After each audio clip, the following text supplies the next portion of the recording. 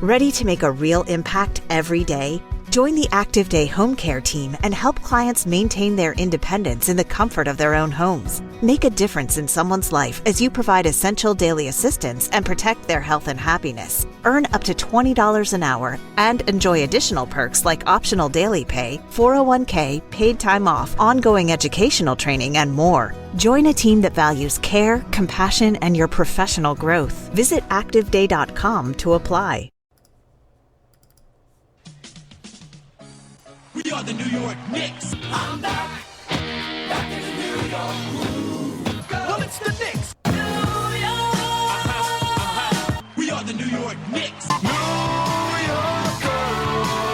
For this new season we're about to enter, the Knicks taking no shorts just like winter. New York, New York. New York be about the Knicks, huh? But the best thing about New York City is K-N-I-C-K. Everybody say go New York, go New York, go! Go New York, go New York, go! Hey everybody, welcome to the New York Knicks podcast, episode 686 out of 686. We got there. Yes. We got there. I know you can't do this, but it'd be great if you could if you could sell that opening. I think the opening is so awesome, how you cut everything together. Oh, thank you. The Knicks should buy that from you. They should. They should at least give you they should give me and you, because I don't need to be included, like the worst seats in the house for one game, just like free seats for that. They should use that. They should take that. It's like you guys recorded over 1,000 hours of stuff. Yeah, here's like some nosebleed seats. Here's 30% off a beer. Against the Hornets. So what's going on, Jay? Well, a bunch of stuff happened, of course, since we stopped recording, which is just in true fashion, just Knicks news immediately. We took a break before we take a longer break. So everyone that's listening, we're recording right now. It is 6:51 p.m. on June 30th. You are probably listening on like July 1st. And you should thank us because on July 1st, once the show is over, I'm sure Giannis will be traded to the Knicks. And you should thank us for that happening after the show is over. So if this is your first episode listening for some reason, the day after we record, something major happens almost every single time. So right. We're looking forward. I think there is a rumor. So, of course, since the day after we recorded last episode, Tibbs got fired. I called very early. I called before the playoffs. Before I said the playoffs. Tibbs was going to be fired. Yeah, you did. You called that one. You didn't give your golden guarantee, but you still got it right. Yeah, well, my theory was that they had limited options to upgrade the offense, the roster, and they would fire him. I also though did say after they beat the Celtics that they would keep him. How do you feel about Tibbs being fired? I'm torn because he was a good coach, and I feel like he got a lot out of the roster. On the other hand, I had a feeling he was going to get fired when he started messing with the lineups, like in the middle of the conference finals. This was his last hurrah. He knew it. It just seemed like a panic move. But then when the bench players started playing well, I felt like that's going to raise some red flags when they're like, well, we had these guys on the roster the whole time, and you weren't playing them. And now you're playing them in the middle of the conference finals. I think Tibbs is a very good coach. I thought when they fired him, they had a guy in mind, and apparently they didn't.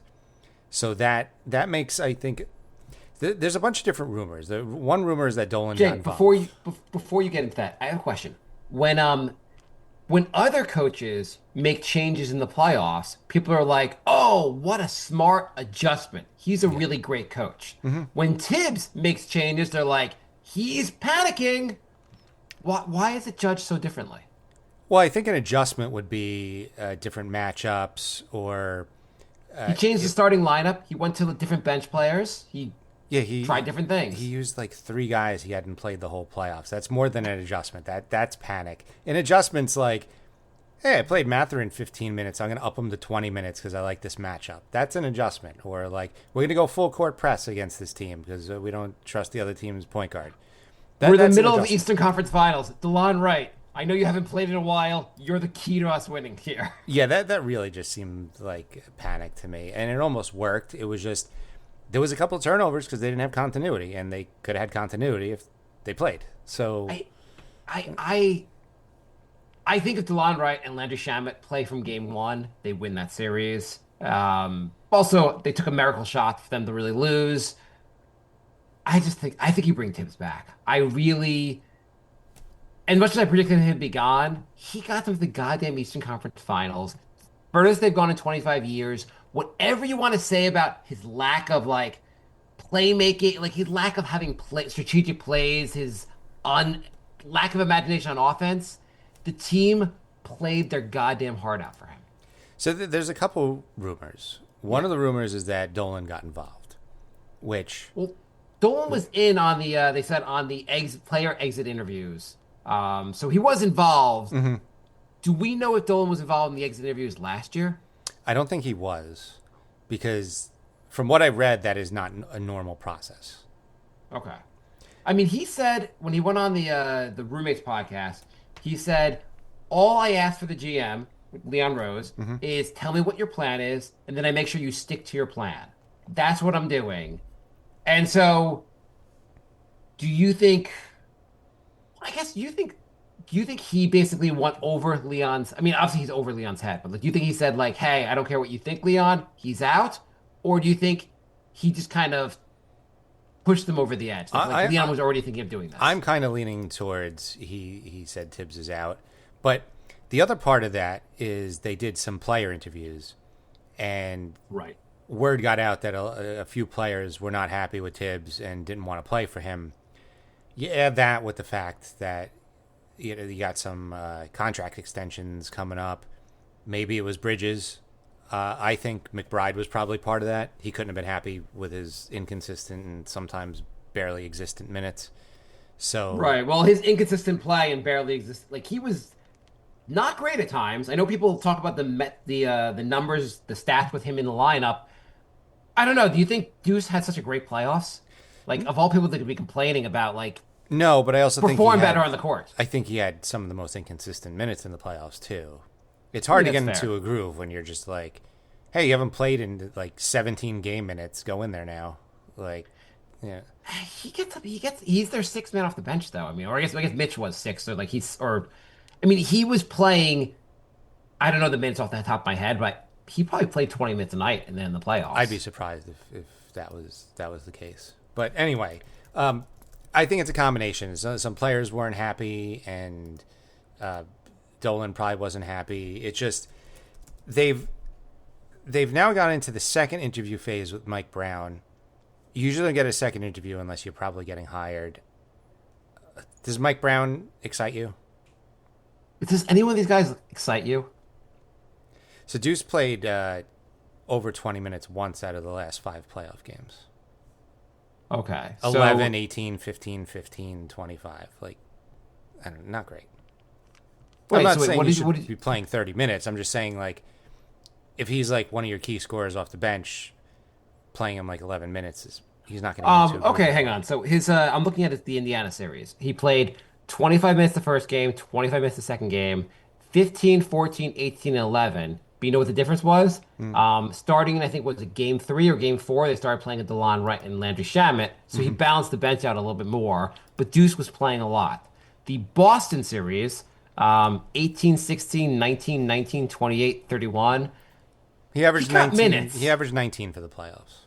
Yeah, that's not bad. You're a bench player. What are you going to average? 19 minutes is a pretty solid number. It's not bad. It's not bad. I like Deuce. I'm not giving him like shit. I'm just saying, like, of all people that have been playing by, like, of the bench guys, he should be playing the least because he got the most minutes of any of the bench guys.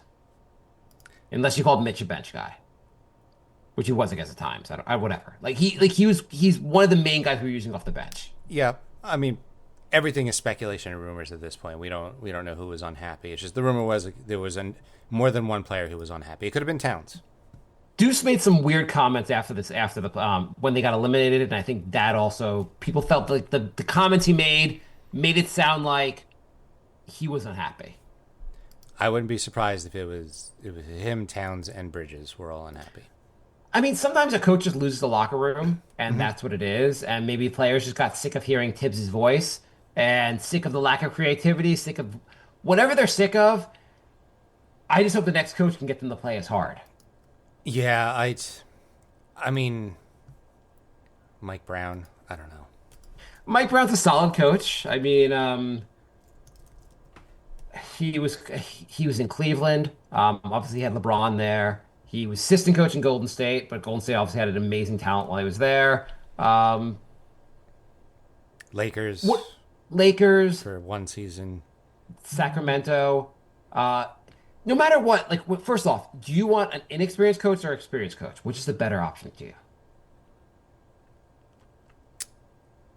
I mean, normally you'd say you want an experienced coach, but I mean, it depends Right. what kind of experience. Like, a guy could have been assistant coach for 12 years, and then you're like, oh, you're hiring a first-time coach, but he's actually got 12 years of experience. I'm also just having David Fizdale nightmares. Just thinking like, well, Tibbs wasn't really a player's coach. Let's go the opposite way and find a guy that the players love. Everyone loves Dave Fizdale, who was just completely inept being a head coach.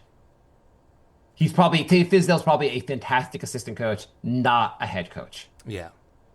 And obviously there are plenty of Nick Nurse won the title with Toronto. Boston has had a lot of luck with first time coaches. So we kind of when they fired Tibbs, it was the same time as what's his name, the assistant. Who's the main assistant they were looking at? Donovan Mitchell's old coach, and was with the Knicks. Why am I? I'm not sure. I'm not sure. Are we? Can we both not get this name right? Yeah, pretty much. Um, I don't know. What's your point? Oh, I was just wondering. Johnny Bryant. That's what I'm thinking of. Oh, okay. You couldn't think of Johnny Bryant's name either? I wasn't sure you You were would- talking about. Oh, well, I said he was the remember they fired Tibbs and Johnny Bryant was in the middle of interviews. So it seemed like they fired Tibbs just to get Johnny Bryant, but then nothing that went nowhere. Oh, yeah. Have you been paying attention to the Knicks last 2 weeks? On and off.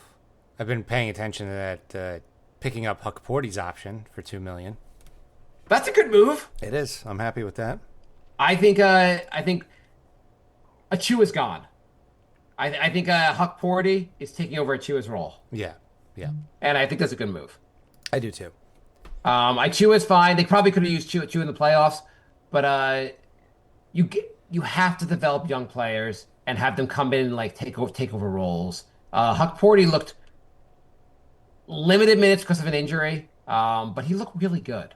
I feel like you bring. I think next season you'd go in there with him being the backup center, and have some confidence. So what are you doing with Mitch? Or are you doing the Mitch He's the Towns- starting center. You doing I don't Mitch know. Towns starting lineup? Like for the whole season? I don't know what the hell we're doing. Yeah, I guess I would have Mitch being the starting center. Mm-hmm. I mean, I guess we don't know what the new coach will want to do. I mean, but- I would do that. It got Minnesota to the conference finals. Yeah, it just seems like obviously you could switch it up.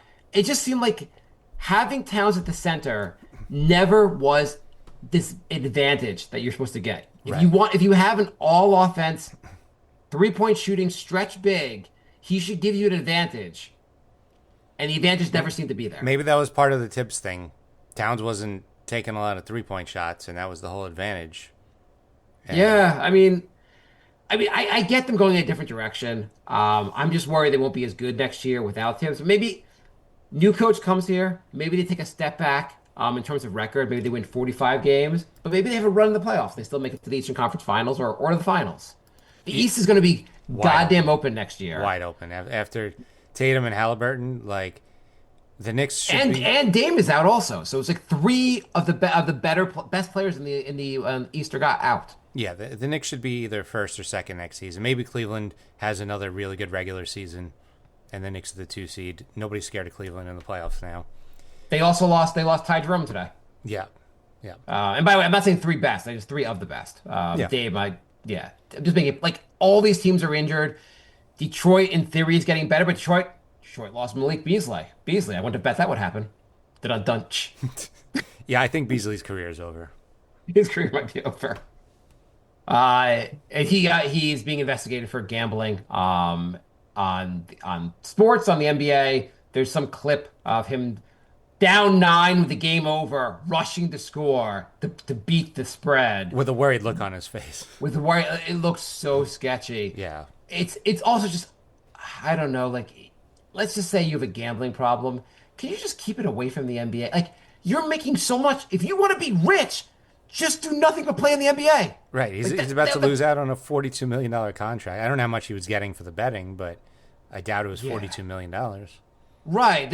It would be hard for him to make as much as you would just make as the vet minimum deal is really hard to get that much money in gambling. Wouldn't it be funny if the whole minimum deal- trial was just that 6-second clip of him going court to court down 9? Like, what the hell are you doing? The defense Then refs. there's like weird clips like this one of Tyrese Halliburton being guarded by him where he just stands there and lets Halliburton go around him. Yeah. And I'm like, I don't know, maybe that's just Beasley playing defense. Maybe, but that court to court was clearly like, I need to get this under 8.5. He's like, we can have a trial, but I want a jury of my peers. And he just picks the worst defensive players in the NBA, like cats in the jury being like, I would have stood there too. I get it. Amari's like, I did that for 5 straight years. Amari's like, I'm impressed you stayed in front of him to begin with. So yeah, I think that the top teams next year are probably Cleveland, New York, Orlando. Orlando got what's Memphis doing? I don't know. I don't know what Memphis is doing. I mean, they traded Bane. I don't know Bane. I was referring. They traded Bane. They just re-signed Jaren Jackson to a huge deal today. But like, why would you give Bane? Was like, I feel like John is never on the goddamn court. Bane is one of your best players, and you kind of I feel gave him like away to there was Orlando. a lot of second apron moves. Yeah, everyone's just so scared of that second apron. They're making moves that don't even make sense. Utah is the one. They're tanking again. They made another lopsided trade. Like, What are the Nets doing? I don't know what the Nets are doing. yeah. They have like $45 million of empty cap they can't even use. They're like, anyone want this? Just anyone. Does anyone want this? No one? No one? I mean, the Jazz traded Colin Sexton for Joseph Nurkic. That is such a huge downgrade. What the hell? They should be investigated. I don't know. Do you think Colin Sexton was taking you anywhere? I think he's better than Nurkic. I mean, at some point, you have I would say they probably need some size. You could argue. So you get one of the worst big men in the league? Sexton is not. He's a solid maybe 6 man off the bench. He doesn't play defense that well. Like, you sucked with Sexton. How much worse can you be without him? You were one of the worst teams in the NBA with Sexton. Are you really any worse? Danny Ainge is like, hold my beer. I mean, I guess in theory you move on from some of the veterans because you have other young guys you feel like you want to give those minutes to. So maybe I haven't looked at their roster recently, but maybe they drafted a point guard or a shooting guard and they want to give the minutes to those guys. Yahoo. But let's go back. Let's go back to the Yahoo Knicks. Sports. Colin Sexton trade grades. What the heck are the Jazz doing? That's the subtitle. There were some weird moves. And Boston blowing it up because Jay sent me a tweet. It was NBA power rankings. Number 1, OKC. Number 2, the second apron. Yeah. Yeah, they Which I moved thought was Holiday pretty and Porzingis. So, like, the 4th seed could be anybody next season. It could be an overachiever. It could be Philly. It could be Atlanta. Like, who knows? I mean, it's a good time to try to go all in on a roster because, like, Yeah, if the Knicks things are going to go into open. the second apron, this is the season to do it. The East Yeah. has never been more open. Okay, the Knicks aren't doing anything, by the way. They're not doing anything big whatsoever. And you know how I know that? No, how do you know that? Because they declined PJ Brown's option. If they were going to make any big trade, they might have wanted his contract for a trade. The Knicks looked around, said there's no trade to be had. Bye, PJ. The Knicks had P.J. Brown? Nice to meet PJ. No, PJ Tucker, sorry. Oh, I was like, who's P.J. Brown? He hasn't played in like 15 years. Yeah, they're declining it just because he hasn't been in the NBA for. Yeah, PJ Tucker. If they're getting rid of PJ Tucker, the whole point I thought of signing PJ Tucker besides having a vet in the locker room was to go like, hey, we'll use his contract for a trade chip next year when we want to like. I don't think the Knicks think a big trade's happening. Yeah, but was it guaranteed by a certain date? Because they might have waived it because they couldn't get a trade done before it was guaranteed. I think I saw something they had a long time to decide on this. Okay. I'm just talking. Oh, I don't know. I don't know. What? the thing is, why not just take his contract and try to use it for a trade chip? I mean, it's 1.8 million. Like, is that really gonna, swing a deal? I heard that Giannis is worth $1.8 million. I don't know. You just think they would try to basically have as many contracts to trade as possible, where they can aggregate or whatever. I don't know. I don't know why they got the PJ Tucker move in the first place. I guess they maybe the whole point was just to have a vet in the a vet presence in the locker room. They thought would be helpful. Maybe it was helpful. That They was made it definitely pretty the far. whole point because it wasn't basketball on court reasons. Right, and the Knicks made it pretty far. So maybe PJ Tucker maybe he helped steady the ship. Maybe he was like, "Hey guys, do layup lines and give Bridges the credit." Hey, Brunson, maybe you should go with some ISO stuff and try to do a game winner. Maybe you guys should all just rotate doing ISO stuff. Okay, for the Knicks coaches, it seems like Mike Brown, he's getting a second interview. Yeah, There's the guy from Memphis, Taylor Jenkins. Jenkins. They're interviewing a college coach. Mm-hmm. What do you think about the college coach they're interviewing? That's fine. I mean, maybe they're thinking like, let's take somebody who had success somewhere else and not somebody who has failed here. Do you think the Knicks are the place you want to hire? I mean, I don't be like people are going to give me a lot of shit for this, but do you really? First of all, a college coach generally the one thing you don't as a college coach, part of your job is being a recruiter. That's non-existent in the NBA. Like as a college coach, you can be like, "Oh, I'm so good because I know how to get the best players to play for this team." That's not part of the job in the NBA. I mean, I guess like in theory, like you'll help like you want players to like you, but the whole college part of like recruiting is not part of the job in the NBA. Right. But second, do you think the Knicks should be the first team in the NBA to hire a female coach? Even the most decorated female coach. Do you think that's a good idea? I don't know. Whoever the coach is, if they don't win a championship, like the fan base is going to hate them. So I don't care if it's a male or female. You know what's going to happen? The Knicks are going to hire Dawn Staley, and Trump is going to start tweeting about this is the DEI hire, and like the Knicks are going to be like, okay, now the president is turning against the Knicks. This is great. What do you think of the Kings re-signing Jake LaRavia for 2 years, $12 million? Does anybody make less sense than the Kings every single offseason? I don't know who that player is. Exactly. So Dawn Staley is unbelievably successful. She has said she has no plans to leave college. Mm-hmm. But the Knicks are supposedly talking to her about a coach job. I just think the scrutiny in New York, like it's just going to be, like any other organization might be able to pull this off. The Knicks will just be a complete disaster for a female head coach. It could be. That I feel like we'll just be set up for just a giant disaster. Like, yeah, I don't know. And at least you might want to like what Becky Hammonds is like. Maybe she would be a better because she's already in the NBA.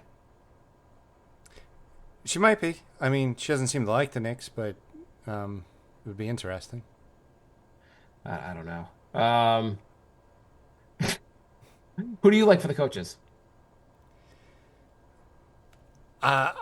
I mean, nobody who's been a long time coach that is available is really like wowing me. So I was kind of hoping they would do an outside the box, either an assistant or something like that I wasn't thinking about.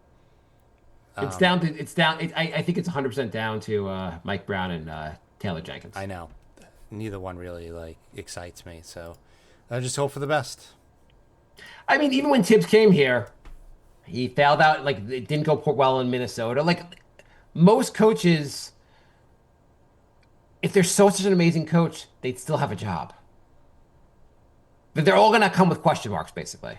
Yeah, although I'm thinking this is the 7th time in the last 20 years a team has gotten to the conference finals or finals and fired their coach. I think there's just that's the way it is with coaches now. You have if you're really good, you have like a 5-year tenure with a team. And if you're not good, you get fired before 5 years. I just think that's the way it is now. What do you think of the Knicks' strategy of calling up every other team and going, "Can I have your coach? Can I have your coach? I thought that was Can I have your coach?" That was really funny. People are like, "Well, they're just exploring their."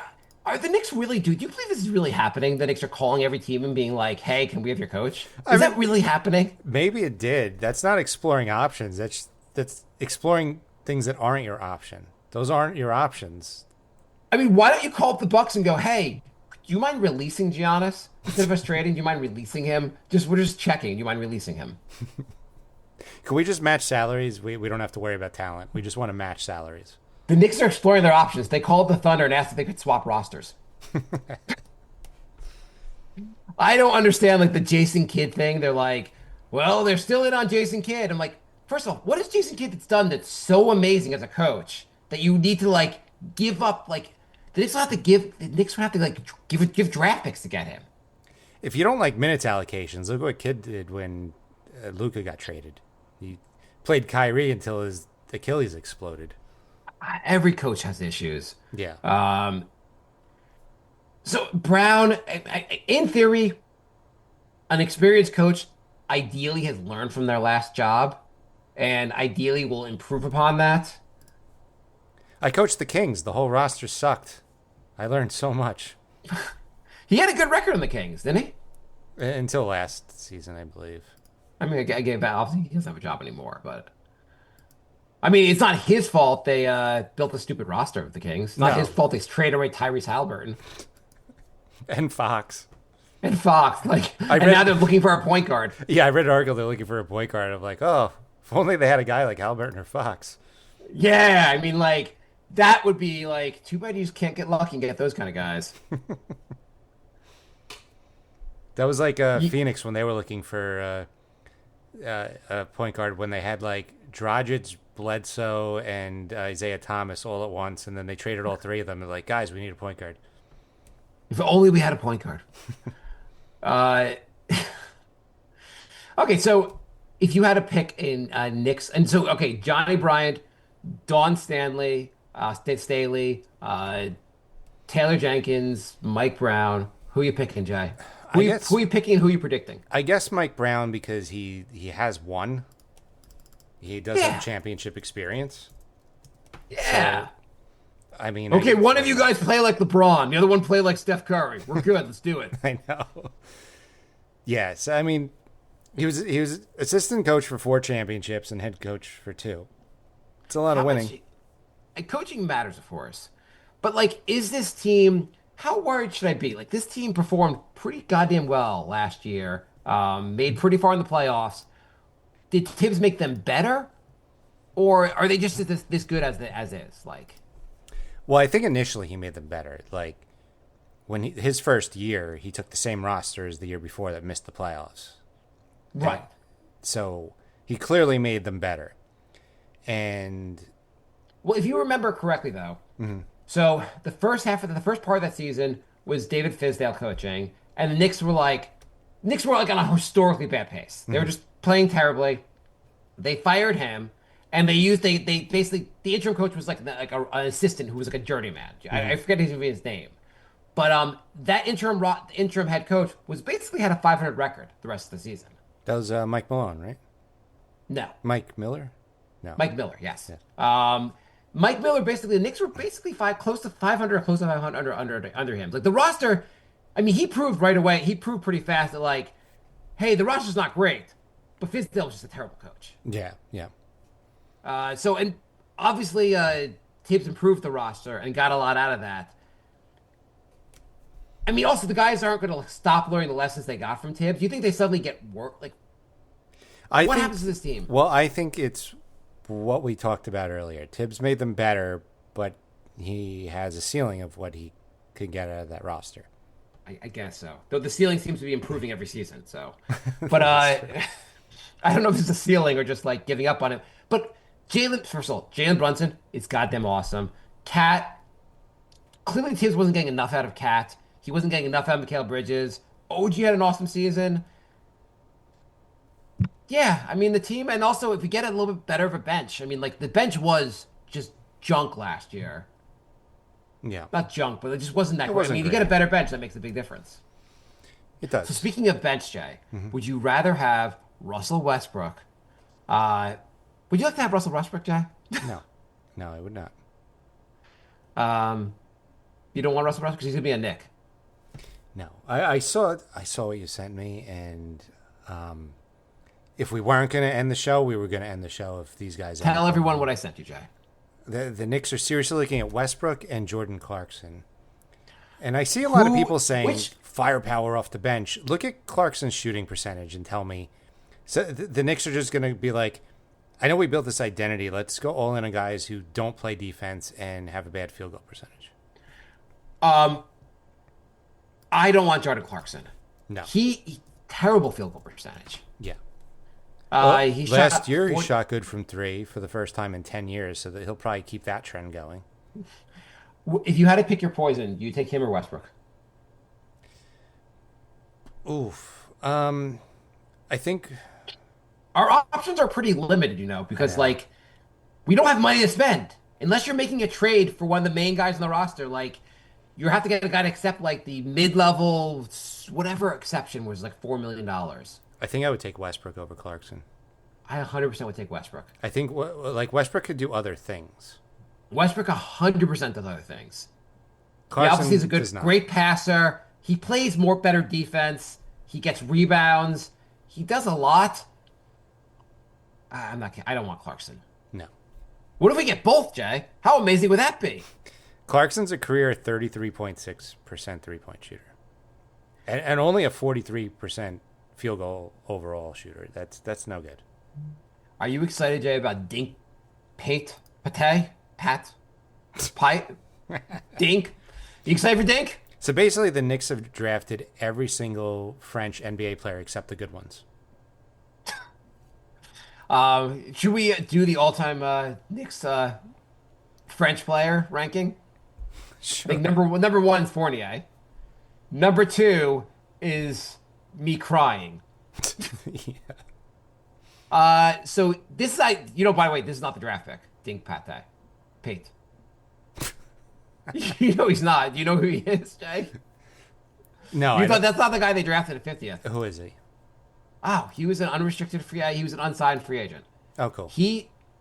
So you're thinking of Mohamed Diawara. He was the 51st pick. French dude. Apparently, he's friends with the other French dude in our guy we drafted last year in the first round.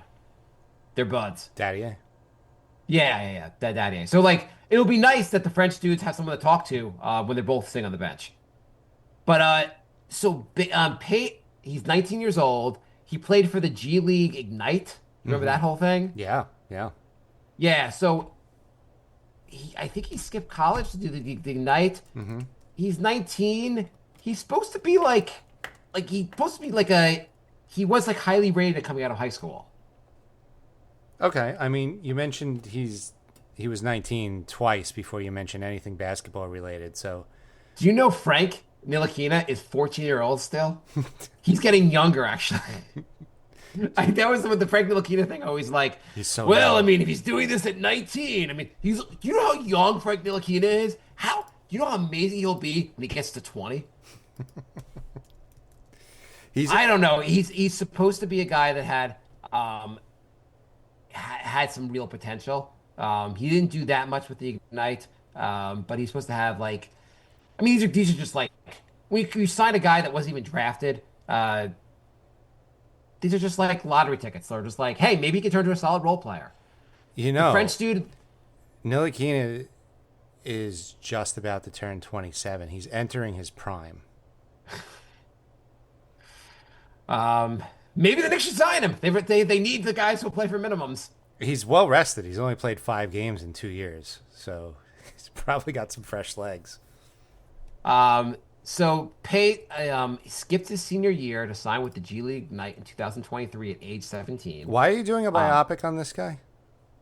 I think this guy could turn out to be a solid guy for I don't know. He's gonna play in the. I'm excited to see what he can do in the summer league. Summer league's coming up. No, you're not. Pretty soon. I'm excited to see what he can do. No, Why you're not? not. No, you're not. I don't believe any of this. I don't know why you're doing this. I have pate fever. I don't know why you're doing this right now. What? He's 6'7". He was once considered a 5-star high school recruit. Great. He was considered the 29th best prospect in the 2023 high school. His high school? Class. dude like was supposed to be decent. He was the 29th best player at his high school. He basically screwed up by going to the Ignite instead of going to college or having a senior year in high school. But like, he might be like a clever, smart move by Leon Rose, finding a guy that's like, hey, this guy could be like a diamond in the rough. You don't even believe what you're saying. I think he will be better than Diawara. Great. The one guy who's not going to play is going to be better than the other guy who's not going to play. Are you upset that Knicks took another French dude with the 51st pick? No, this is our last episode. Take all the French guys. I don't care. Have The an Knicks have entire a lot of French dudes. have an entire French bench. It'll They're be funny. addicted to the French. Yeah, you got alliteration there, French bench. Do it. That's not actually what the word alliteration means. That was just rhyming, Jay. Screw you. It's some form of English thing. He signed an Exhibit 10 deal. He's expected to join the Las Vegas Summer League team. The Knicks. You're still going on this? Well, I think that one of the keys, basically, to getting good going forward is finding a way to find like these guys like this who can develop into role players on the bench. You've spent It's more not like time Ty on. Jerome was like some big like heralded draft pick. You've spent more time on Pate or whatever his name is than you did the coaching change or the salary cap. This is insane. I have no idea if his last name is Pate or Pate, but I like to think it's Pate. Yeah, that would be great. Okay, so the bench. I'm predicting Mike Brown 100% will get the job. Yeah. Okay, and it's fine. Whatever, it's fine. Do you think any of the starting five, the big five, get traded? Not unless Giannis becomes available. Giannis won't be available, but yes, I would. Would you do if they're like, we'll trade you Giannis. You have to give us OG, McBride, and Cat. Do you do it? That's a lot. Because it's going to happen after the show's over tonight. I know.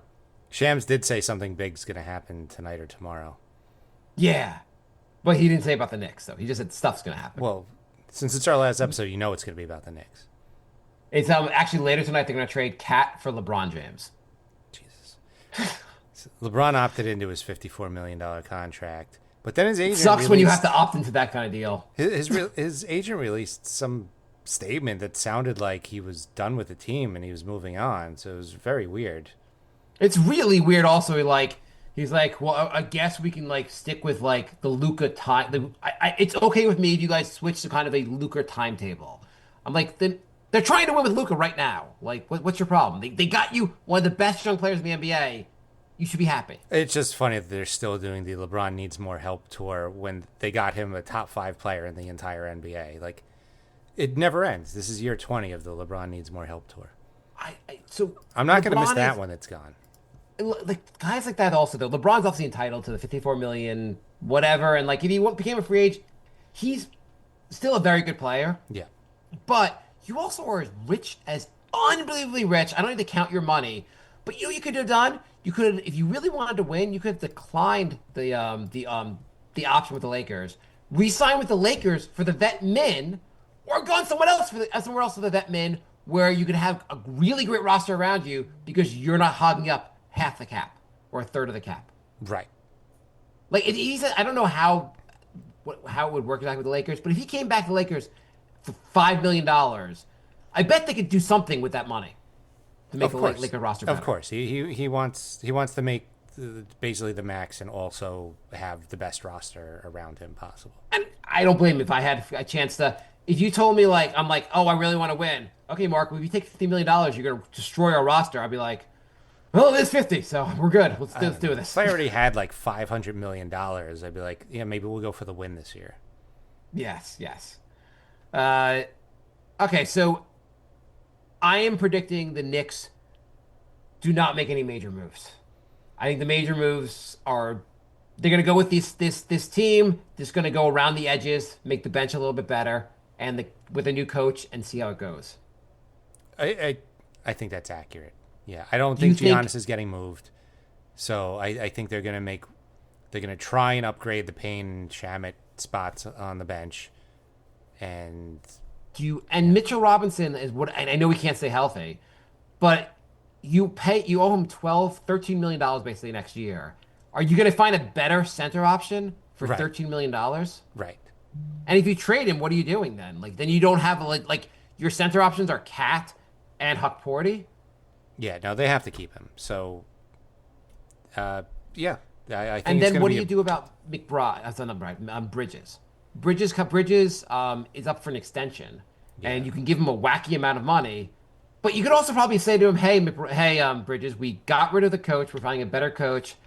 Do us a favor here and don't sign for a ridiculous contract. How about 3 years, 90. 90 million?" Yeah, yeah, 120 would scare me. 90, Right. Well, 90, I'd be like, okay, that's fine. and I like the thing is like it's just that you want to try to avoid the second apron or just go to second apron for a good reason, not just because Bridges needs more money.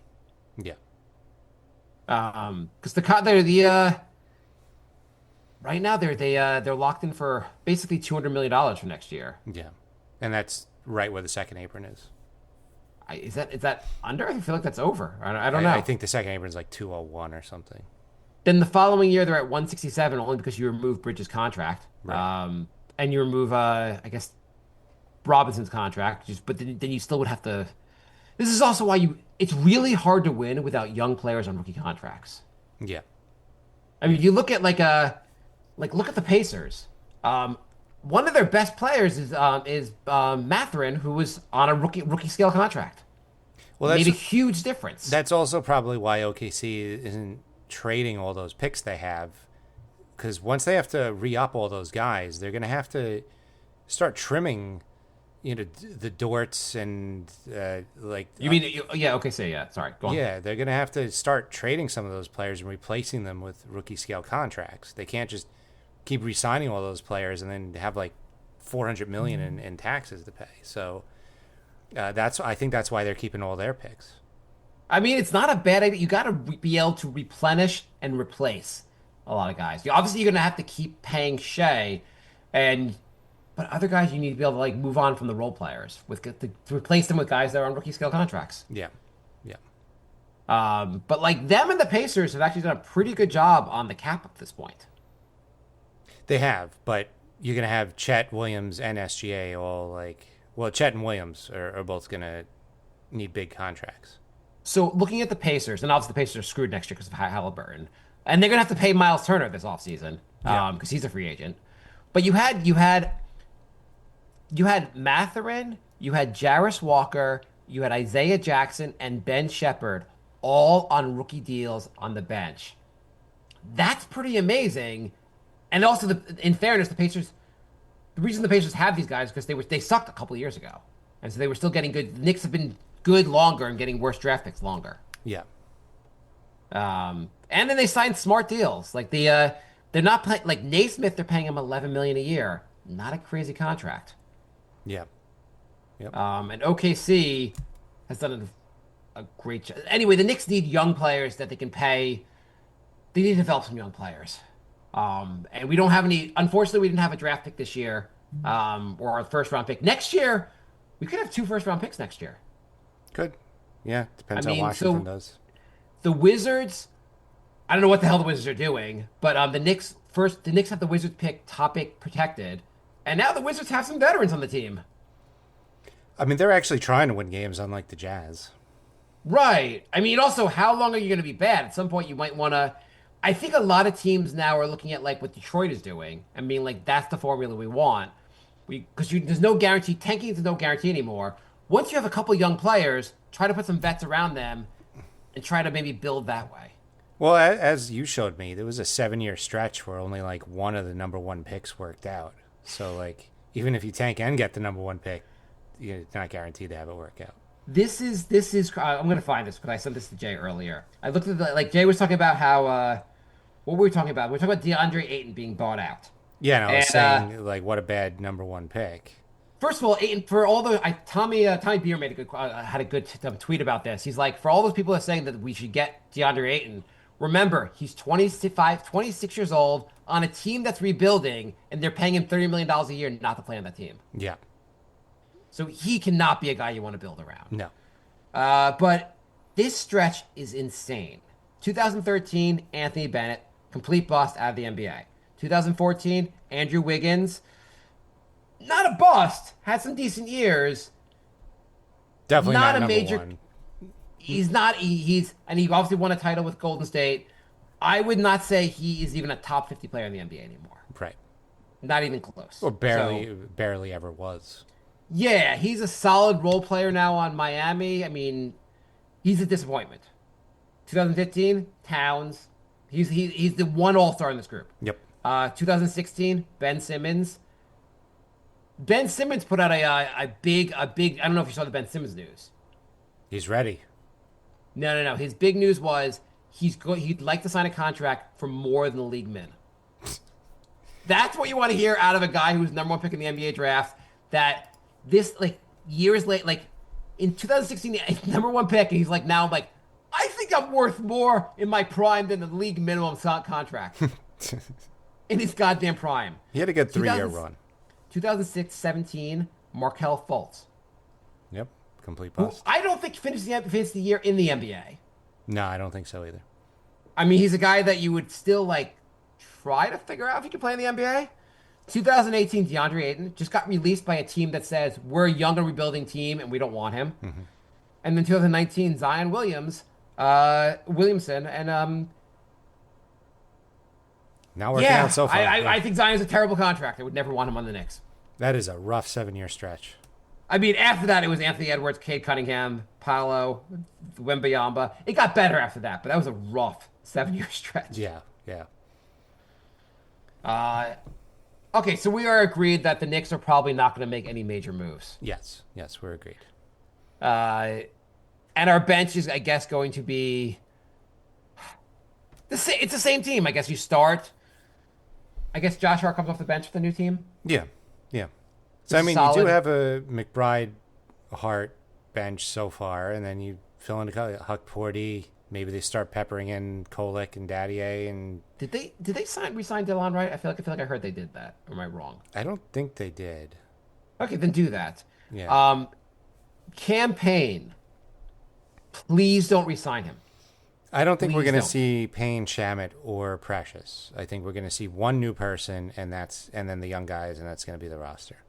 Yeah, I mean, Russell Westbrook, who can't shoot, would fit in well in the sense of, he would be a great facilitator. Mm-hmm. I know people want Tyler Kolek to take a greater role, and maybe he can, but we don't know that he's ready yet to do that. Right. To be our backup point guard. I would think, and he's also, he came out as a senior. He's 24 years old. He should be kind of closer to being ready, but having a vet presence on the team would be helpful, like a Russell Westbrook. Yeah. Who was the other player they were talking about? The Washington's old point guard. He was Memphis' old backup point guard. Tyus Jones. Yeah, they say he's terrible on defense, but he's has a pretty good assist. He's pretty good. His at assist turnover shoot. ratio is elite. Yeah, he'd be a solid guy, I guess, to get. I don't know. We're getting Westbrook's a Knick. I'm guaranteeing Westbrook's a Knick. Andrew said Knicks signed Wright to 4 years, $95 million. Josh says Josh says he misses us and he's looking forward to more Brink. And Oscar said, Awesome. Thanks for everything, guys. It's been a pleasure all these years. Go Knicks. Okay. Do you want to talk anything more about the current? And the current team, there's the other things to hope for. So maybe Daddier becomes useful in the NBA. Kolek looks like he has the ability to develop. They also signed that guy last year. They had that guy McCullough, who was injured most of the year, who people say will actually develop into an NBA player. Okay. I mean, there's stuff they can try out. Yeah, why not? So I had collected some Knicks stuff that I was going to use for giveaways, and we never really knew how to have a contest or a giveaway. And We never knew how to, Jay, you had all these things. Jay's I had front row tickets. I was going to give away for next season. No, little things. I have a Knicks scarf. I actually have J.R. Smith tied up in my basement, and I'm going to give him away. That's where he's been all these years. So, if people want this stuff, you can email us, nyknickspodcast@gmail.com.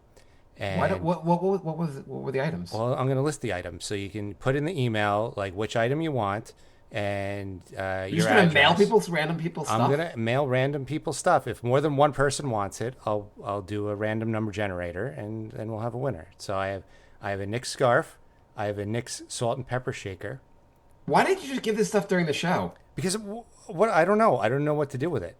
We could be like, hey, whoever guesses the number of points the Knicks score this week against Indiana in the playoffs win a Knicks salt and pepper shaker. Well, I didn't. That would blow up the internet. All right, so there's a scarf, there's a salt and pepper shaker, there's a consolation prizes are all the Knicks pens. There's a lot of Knicks pens. So anybody who Oh my God, the wants Knicks stuff, podcast pens. Holy Yes, crap. there I is- forgot all about that, Jay. There is Knicks masks. I got those during COVID, so there's a couple of those. And the grand prize, I guess, would be what George made. He gave me two. I'm keeping one because they're very cool, but I feel like I'd be greedy if I kept both. There are two hosts and I don't get one? They're old school NES controllers that plug into USB. But he painted them with like classic '90s Knicks on it, and he has the blue and orange. Like it looks. George gave you two. Yeah. And you were like, let's give one away. I don't know who else I'd give. I wouldn't give it to Mark, the other host. Do you want it? I don't want it. I'm just. That's why. You know, It's you not don't like play you gave me video games. three. You're like, there are two, and there's only one of me. So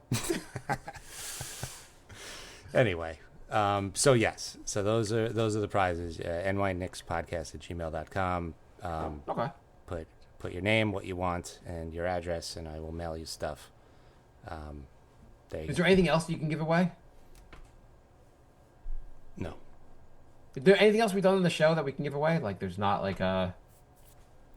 I have And you have any more Knicks podcast? You want to make 20 more Knicks podcast T-shirts? like 400 Knicks podcast business cards left. Can you give all 400 away to someone? Well, I'm gonna throw a handful into whatever package I'm sending out to everybody. So Could you go around to every Fuddruckers in America and put the business cards are basically gonna be like, email us and you get to throw out the business cards. Do you want to throw away trash? I will email you. I will mail you personally Knicks business cards every week for the next 4 years. You know what's gonna be amazing?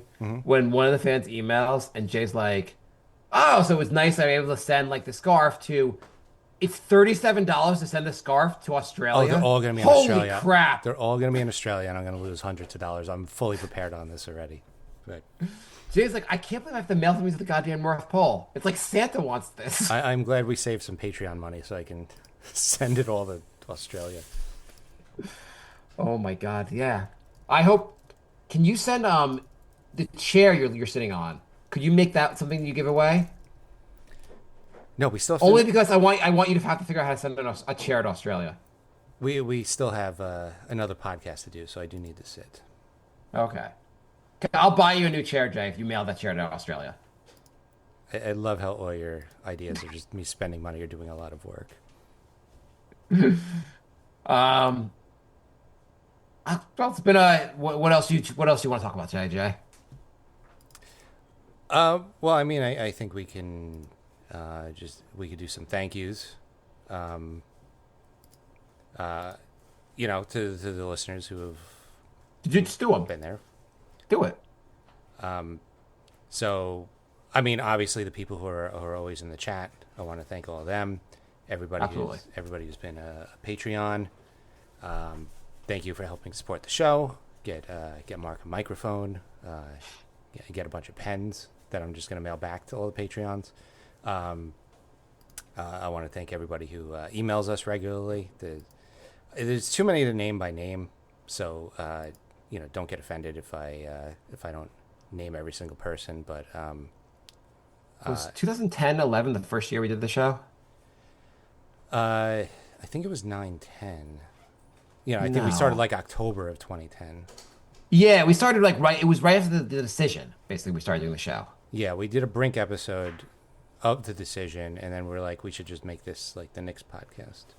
Right. Because I don't think we covered the season with Eddie Curry and all that, but we covered the following season with Amari. Amari was the first season of the show.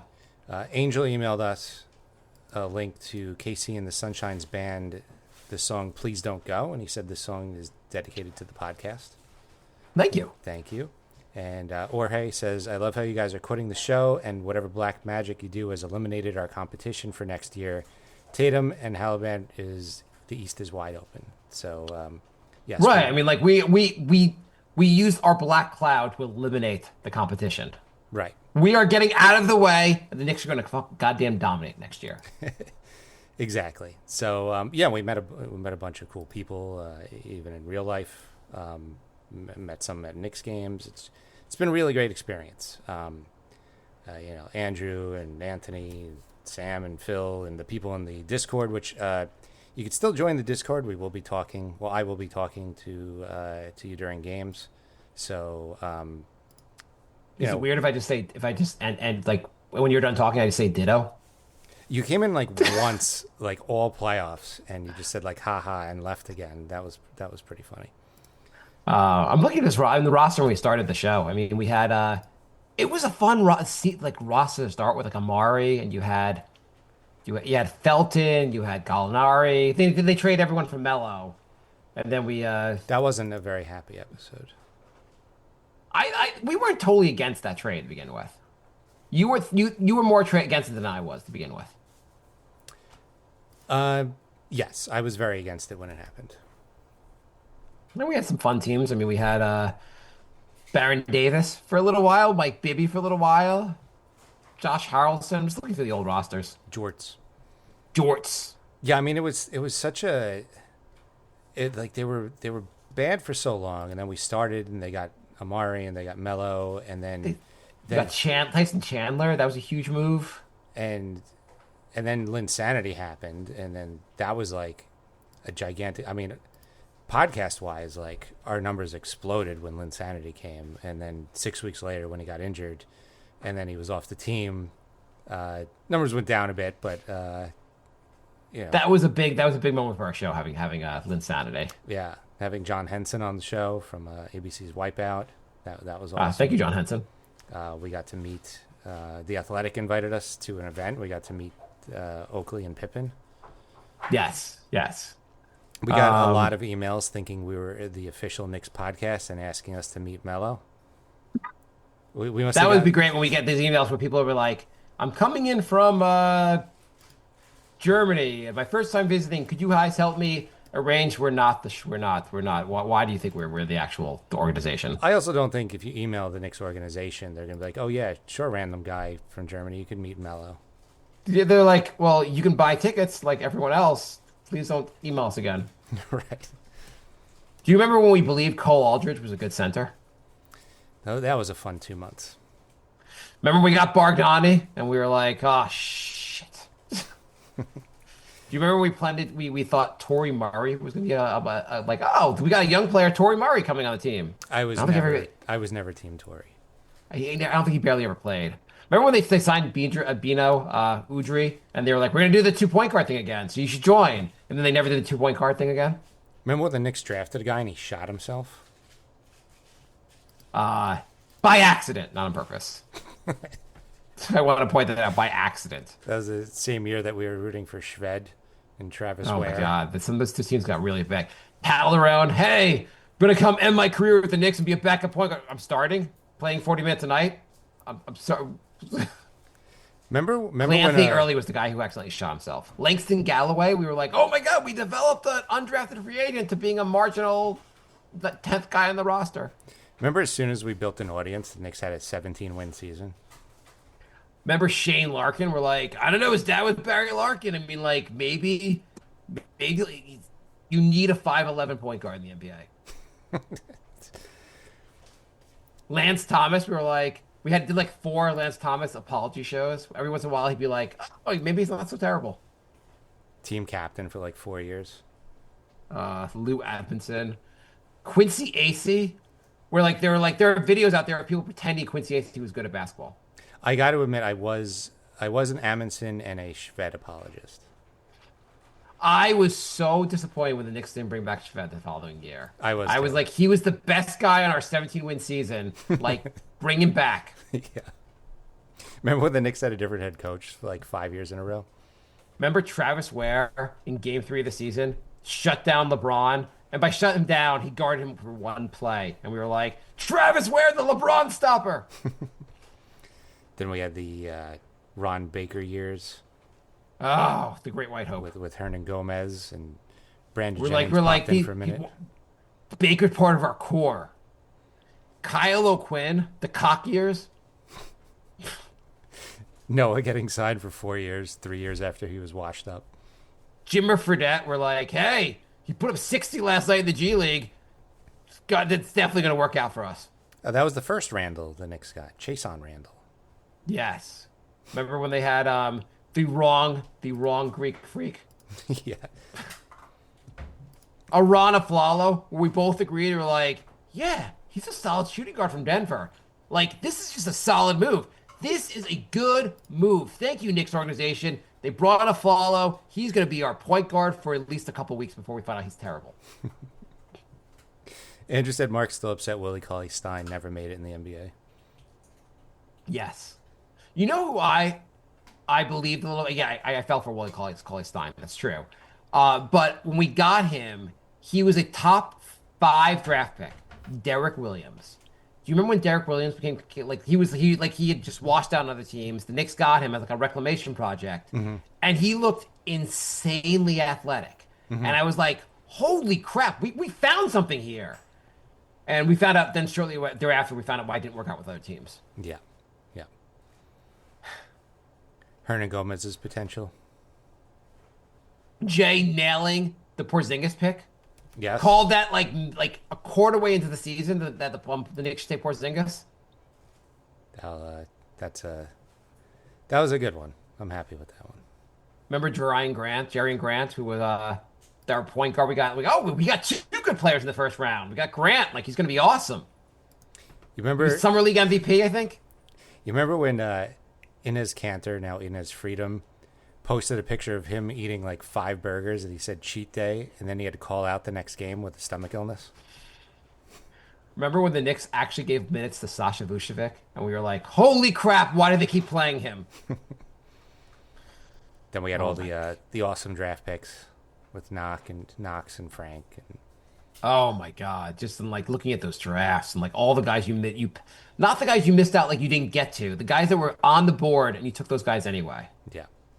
But there are some rosters. I mean, the Joakim Noah thing when we were like, he's completely washed, and the Knicks are like, what if we gave you $72 million? Like, He was literally had been washed for 2 years.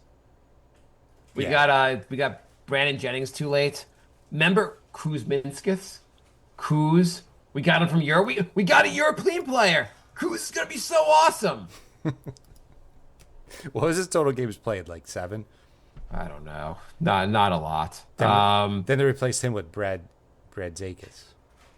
Yeah, we had a lot of Willie. Do you remember Willie Hernan Gomez? Yeah. I remember we were a little bit excited after his rookie year. He looked pretty good. And we did a joint podcast with another show.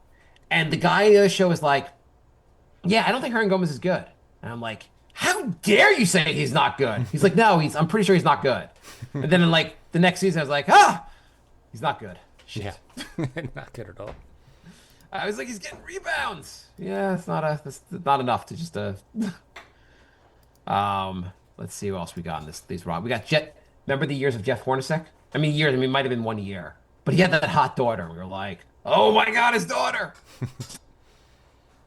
And we had on that team, we got Jarrett Jack. Solid point guard. Courtney Lee. That was another one where when they did the offseason, they got Courtney Lee. You and I were both like, "Man, what a smart signing." He wasn't bad. He wasn't bad. He wasn't bad. Didn't he set the Knicks record at the time for free throws in a row? I think so. I mean, he was fine. I don't know why people hated on him. He was a decent pickup. He was fine. He just wasn't. He wasn't good. He's fine. The Knicks wanted him to be better. You were like, no. He's like, I'm just a solid role player. That's all I am. And we wanted more, basically. Ramon Sessions, Elfrid Payton, Damian Dotson. If you just give this guy minutes, he's going to be I'm positive. And they're like, I don't know why the coaches aren't playing him. He's not good. That's why the coaches aren't playing him. They see him every day in practice. They're just not impressed. Trey Burke. We really gutted this. How did we keep recording this? On this roster also with Luke Cornett, who's actually supposedly there's gonna be some interest. Boston's gonna have trouble keeping Cornett, which I find shocking. Yeah. Moutier.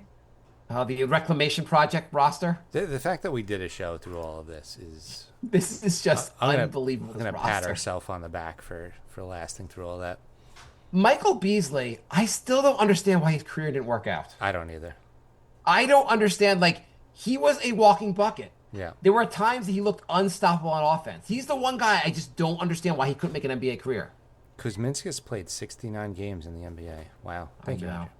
Not for another team, though. Only the Knicks, right? I think so. I mean, it's probably like 30 seconds a game, but still, he played. No, I think he played more than 30. He got some minutes. Those teams were pretty goddamn they were bad. giving minutes to anybody. Yes. Michael Beasley, though. The walking bucket. Let's see. The following year we had... We're getting closer to being, bad. 2018-2019 team, 17 wins. Kadeem Allen. Henry Ellison, who I think I would have guessed was name of a Nick. Billy Garrett.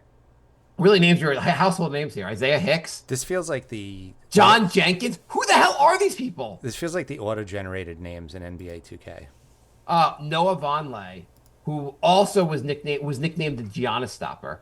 Like, fans on Knicks fans on Twitter would be like, look at Giannis' stats when he was covered by Noah Vonleh. He puts up borderline all-star numbers instead of all-star numbers against him.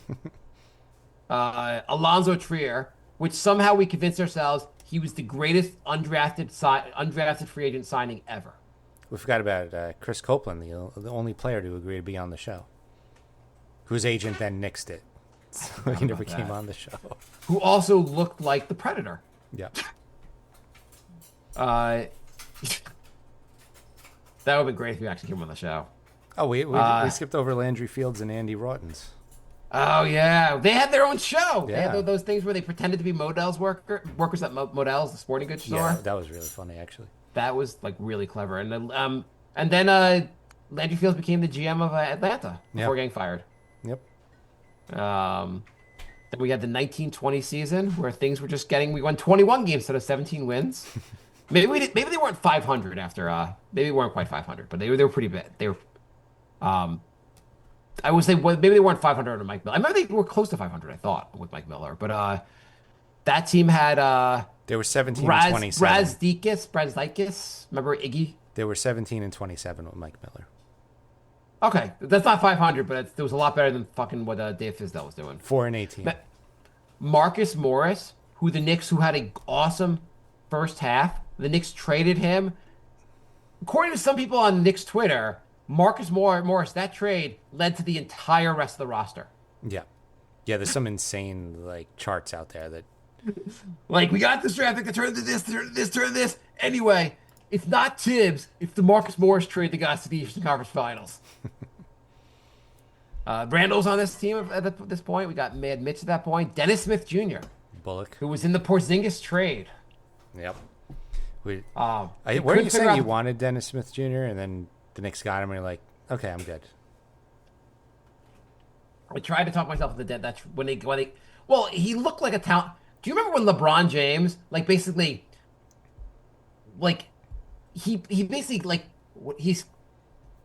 he was tweeting about him, right? He made some comment about how could the Knicks have passed on Dennis Smith Jr.? They really screwed up, basically. We screwed up this draft pick, but it wasn't for Dennis Smith Jr. Remember that moment when LeBron gets a GM role and makes a terrible roster?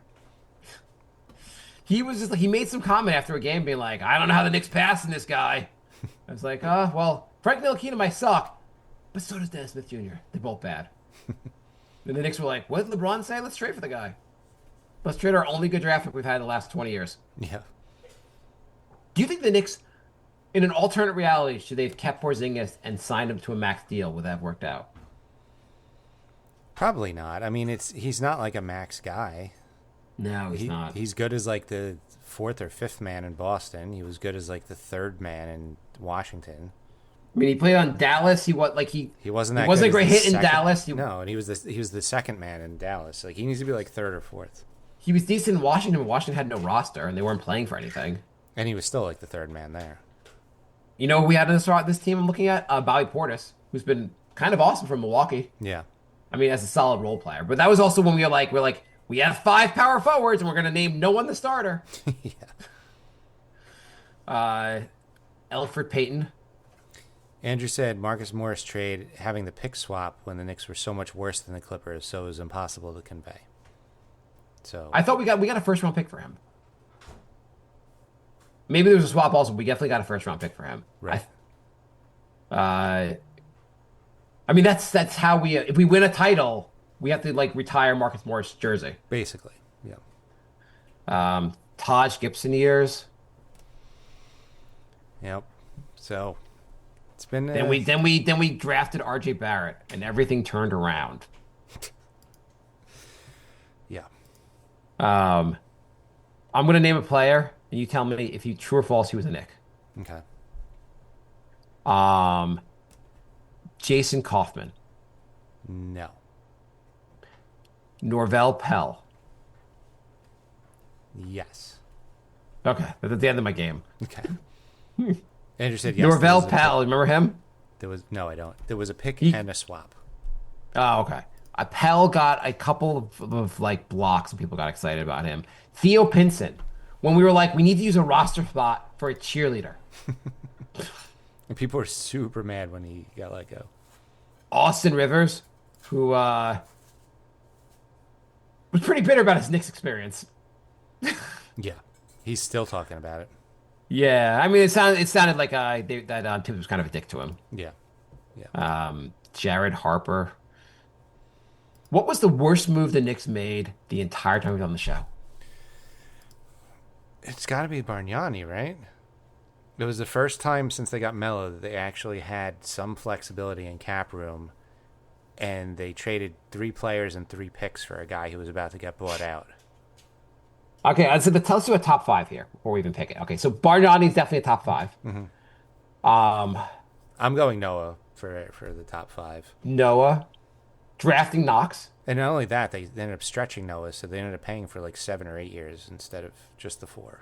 I don't think it was 7 or 8 years. Was it 7 or whatever? They stretched the final year out for 3 more years.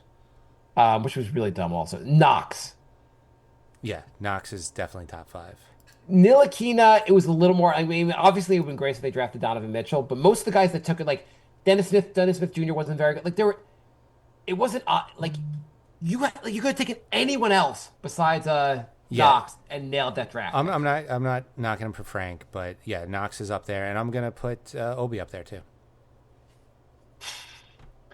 Is Obi worse than Ntilikina?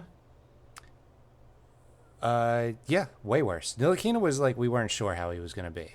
Obi, we're we want Halliburton. Like you could go back and listen. We're like, oh cool, Halliburton's on the board, and then they took Obi. So Halliburton didn't. They said he didn't send his medicals or didn't like work out for the Knicks. don't care. This is dumb. Well, Utah's like, you're not going to work out for us. You refuse to join our team. We're drafting you anyway. Yeah, In fairness, though, Ntilikina's not an NBA player. Obi is obviously clearly an NBA player. yeah, but it's just compared to who was on the board. Like, I yeah, don't know if I Ntilikina was a want to bad put. pick. Okay, so but, far like, we have. I don't think anybody was questioning. So the we pick have at the we time. have Bargs, which is probably number 1. Yeah. We have Joakim Noah. Mm-hmm. We have Knox, and then so we have 2 spots remaining. You are nominating 100% Obi. Yeah, 100%. Okay. I'm going to nominate, and I'm going to say this is worse. Mm-hmm. Hiring Phil Jackson. That's up there. A guy who didn't even really want to do the GM job basically anymore. He wanted to be half retired, and we had him take over the organization. I would also like to submit signing Billups and then using the one-time amnesty on him 6 days later. Yes. Right. You would have amnestied. Amari. No offense to Amari, but Yeah. you would have amnestied Amari. You would have had so much more flexibility there. Yeah. Yeah, that was incredibly stupid. Yeah. It wasn't like the Knicks didn't know the amnesty existed. Right. It was, why would you pick up his option and then did the amnesty thing happen? Like, was it announced after they picked up his option? I don't remember the events, but No, the amnesty was there. They, I think they picked up Billups and then somebody they didn't expect became available, and they decided to waive him Chandler. instead of Chandler. Okay, so I would say I don't put Obi on here. I'm gonna say I feel hiring Phil Jackson. Knowing they needed a point guard and Halliburton was literally next. I'm not arguing it isn't stupid and inept. Just like Frank Craig, like, there's a lot of stupid and inept things. Hiring Phil Jackson was so much worse. The Billups thing was idiotic. I'm anchoring my top 5 with dumb at the moment also. Like in retrospect, you could always say like we weren't sure Phil was going to be a really bad move. We knew. Well, at the time there were people reporting that Phil was not into like doing the job. Yeah, but we weren't like outraged. No, we thought we were excited because we bought into the whole like he's obviously like one of the greatest coaches of all time. I bet he'll be good at being a GM. It's just like if you did any homework on it whatsoever, which we didn't know enough to do the homework on it, he was like all in on not being like a full-time like team, like. I feel like in retrospect that is the top 5, but at the moment of it happening, it's not a top 5. The Billups thing was idiotic. Mm-hmm. The Barks thing was just idiotic. The Knox pick, holy shit, that was stupid. That because I don't think like we were both upset about Obi at the time. I think we were livid about Knox. We were just like his college coach was like he's not ready for the NBA. I was livid about both because I wanted Halliburton and I wanted Bridges. I remember the Obi draft though. I remember hearing they were going to try to trade up to get Obi and being like, this can't really be happening. At that point, I thought it was just parody. Maybe we remove the Noah contract from this list. I don't know. The Noah contract was stupid. Well, you could remove Noah and replace it with Phil because Phil's the one who did the Noah contract. Yeah, exactly. We'll compromise. Do that. That's a solid compromise, Jay. I think we're on board here. Then if you do that compromise, then I can let Obi in. And I agree, Obi is a worse pick than Ntilikina. Even though Ntilikina pick was pretty stupid. The Porzingis trade, is that idiotic? I mean, there was obviously a panic thing. You did not shopping him around was pretty idiotic. I mean, what they got for Porzingis was so little. Yeah, and I don't want to see anybody's flow chart where they show that it created cap space and they ended up with Randall and Brunson because of it. That's garbage. The actual trade, they got garbage in return. It was a bad trade. I don't knock them for trading him. It's just what they got was bad. Right, not shopping him around because like also he really wasn't mature enough, and like he probably got more mature over the years, like how they moved on a little bit. Mm-hmm. He was never going to turn into the star for the Knicks. Just not shopping him just seemed insane. Yeah, that would be like just like not shopping Luka. You're going to trade him. Yeah. Maybe that level of stupid. Obviously, Luka a better player. Yep. Was Nico Harrison secretly the Knicks GM?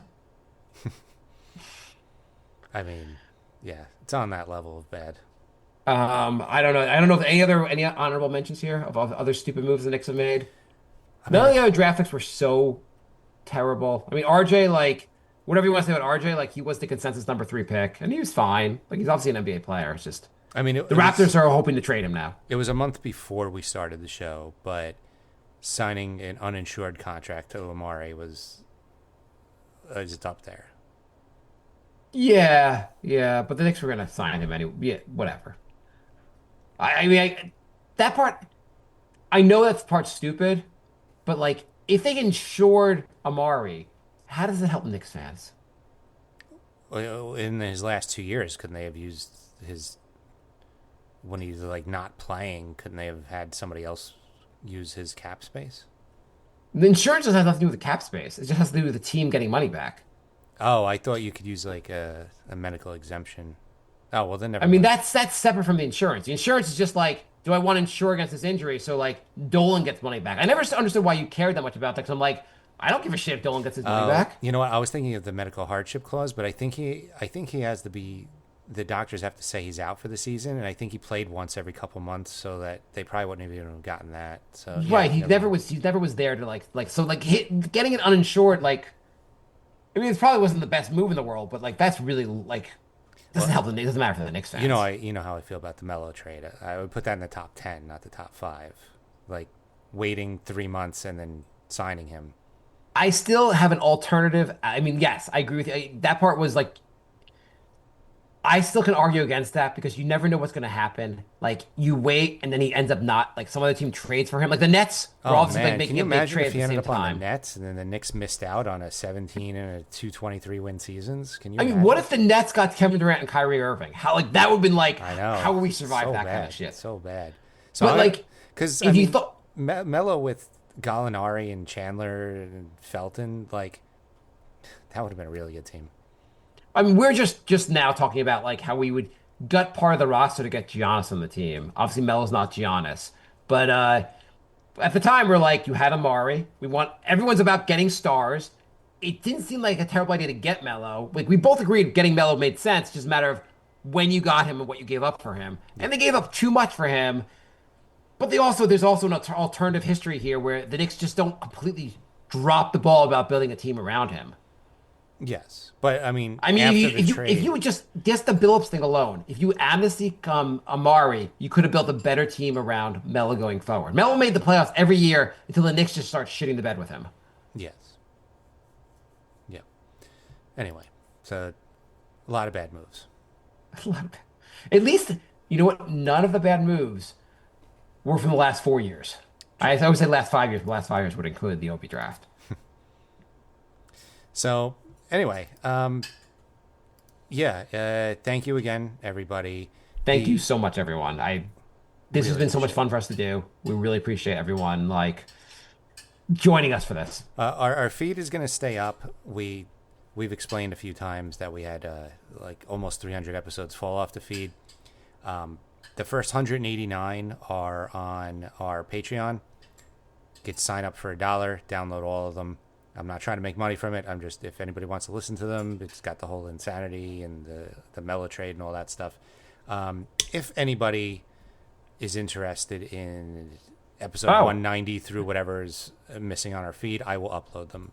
Just email us nynixpodcast@gmail.com if you want Hey, those. this is not a Knicks news, but I have a big trade for you, Jay. Okay. Not big, but like semi decent trade. The Nuggets traded Michael Porter Jr. Oh, okay. For what? They traded to the Nets for Cam Johnson and a 2032 unprotected pick. Or no, it was sorry, the pick is from Denver to the Nets, but they traded for Michael Porter Jr. for Cam Johnson. That's an interesting trade. Yeah, I feel bad for Jokic.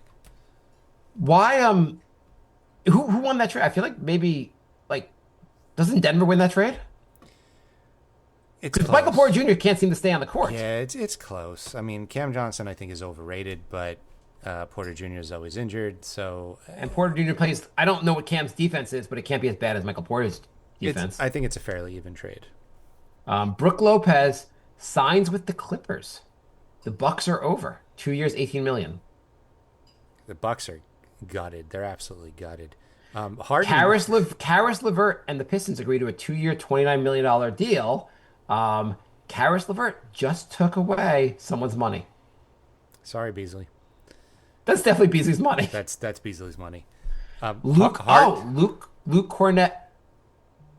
Okay, how much money do you think Luke Cornett got? 2 years, $20 million. 4 years, $41 million. Okay. And who do you think signed him? The Hawks. Spurs. Okay. The Spurs had. By the way, the Spurs. Why are the Spurs not going all in right now? They are. They got Luke Cornett. I mean, I'm just saying, like, do you really have a lot of faith that Wembanyama is going to have a long career? Right. Like, he's awesome. I would start trying to. You have draft picks. I know you just got like a top number 2 pick in the draft. But I would try to. If I was the Spurs, I'd be like, let's speed this up because our timeline, like, we might Yao Ming this soon. That 2 years, $81 million for Harden cracked me up. Guy crapped D'Angelo- the bed in the playoffs again, and they gave him an extension. 2 years, 80. Yes, that was still not as bad. Like, he's still more productive than Paul George. But yes. Ty Jerome, 3 years, $28 million from the Grizzlies. That's going to hurt Cleveland. Yeah. I mean, he was one of their best players off the bench. Yeah. Okay, what's your prediction for next season, Jay? And are we ever going to do another Knicks podcast? We might. So this is the official end, but we're leaving the window open. If we feel the urge to, or if something big happens, we could pop on. Don't expect the show weekly. I don't even expect the show monthly, really, but you may. Jay's never going to talk to me again. You may hear from us again. We will be doing our comedy show, The Brink of Sanity. You can check that out, brinkofsanityshow.com or Spotify, Apple Podcasts, YouTube. And I started a horror movie podcast called 3 Basket Cases, the number 3 Basket Cases. That one is not with Mark, but I just unironically, Jay has moved on from the Knicks to a horror movie podcast. Yes. So, we recorded 2 episodes so far. We're doing Hereditary next week for our 3rd episode, so you can check that out, the number 3 Basket Cases. Will you be ever doing an episode from one of the Knicks' 17-win seasons as for an episode of the show? Too scary. So, you have anything else you want to?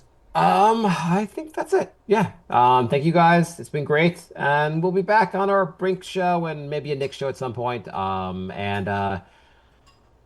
If anything major happens this offseason, maybe Jay and I'll get back on the air. Yeah, but can't thank you all enough. You guys kept the show going the last 5 years. To be honest, the last 14 years. Yeah. Around 2019, we were really like, I don't know if we could go anymore. Then we'd get emails and we get messages, and so Jay gave up on the show in 2015. Pretty much. So thanks again, and we will talk to you at some point. We'll be back soon. All right. Goodbye, everybody.